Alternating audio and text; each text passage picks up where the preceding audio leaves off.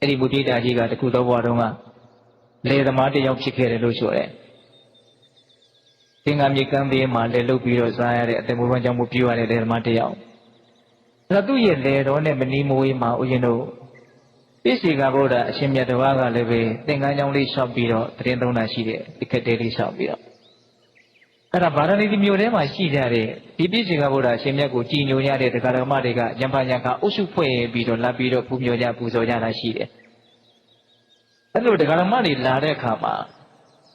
သောသောကလေသမားရဲ့စိုက်ခင်းလေးတွေပြိုခင်းလေးတွေကိုလူတွေကနင်းသွားကြတာမျိုးရှိတတ်တယ်။တော့စိုက်ခင်းလေးတွေအနေငယ်ပျက်စီးတာရှိတာ။ပြိုခင်းလေးတွေအနေငယ်ပျက်စီးတာရှိတယ်။အဲ့ဒီပျက်စီးတာကိုကြည့်ပြီးတော့ဒီလေသမားက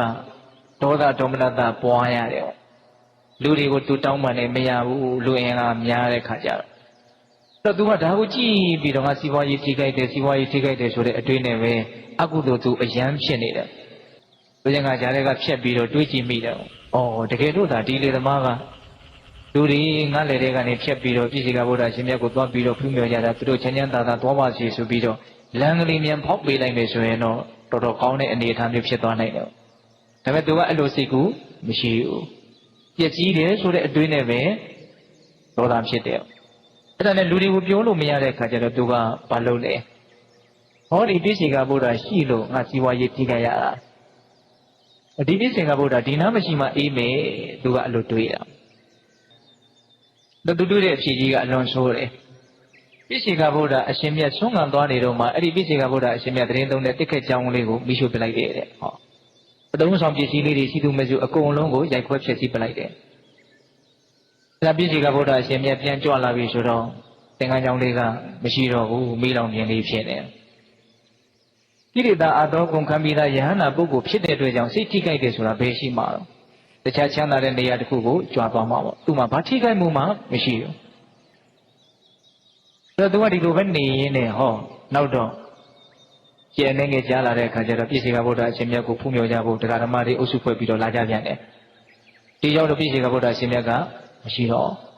ဘယ်ကြွားသွားလဲမသိဘူးအချင်းချင်းပြောကြဆိုကြပေါ့။ဒေါသမကြည်နိုင်နေတဲ့ဒီလေသမားကဘာထပြောတော့ဆိုတော့မင်းတို့ရဲ့ပြည့်စေကဗုဒ္ဓအရှင်မြတ်ဒီနားမနေနိုင်အောင်သူ့ရဲ့အကြောင်းကိုငါမိရှုပလိုက်တယ်။အဲလိုလေပြောလိုက်ရောလူတွေကကြည်စမ်းဒီလူယုံမာရဲ့လက်ချက်ကိုဒီညောင်တို့ပြည့်စေကဗုဒ္ဓအရှင်မြတ်နဲ့လွဲရတယ်ဆိုပြီးတော့တယောက်တည်းလည်းဝိုင်းပြီးတော့ရိုက်ကြနှက်ကြတာအဲ့ဒီနားတဲ့အသက်ပြောက်တယ်တဲ့ဟောဒီဘဝရင်တန်းထိခိုက်တာအဲ့ဒါသေးတဲ့အခါကျတော့ငရေကြီးကိုရောက်တယ်အဲ့ဒီငရေကြီးကလွတ်တဲ့အခါမှာခုမပြေးတာကြီးလာဖြစ်တယ်အမိကနေခေါင်းထိအတွင်းထဲမှာမီးလောင်နေတယ်ခေါင်းကနေအမိထိမီးကပြေးပြီးတော့လောင်နေတယ်လို့ဆိုတယ်အလွန်မြင့်မြတ်တဲ့အမြင့်မြတ်ဆုံးလို့ပြောရမယ်ဘုရားပြီးရင်အမြင့်မြတ်ဆုံးလို့ပြောရမယ်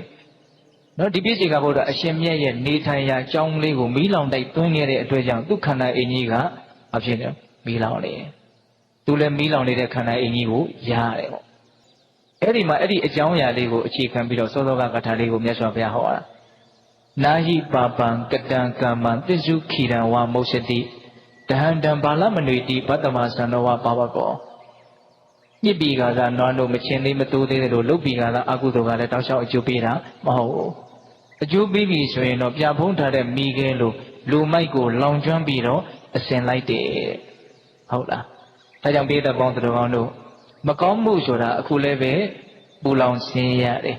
နောက်မှလည်းပဲပူလောင်ဆင်းရဲခြင်းဆိုတဲ့အကျိုးကိုပဲဖြစ်စေတယ်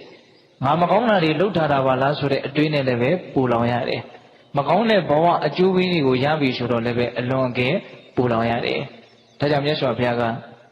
အကတံဒုက္ကတံတေယောပစ္ဆာတပတိဒုက္ကတံ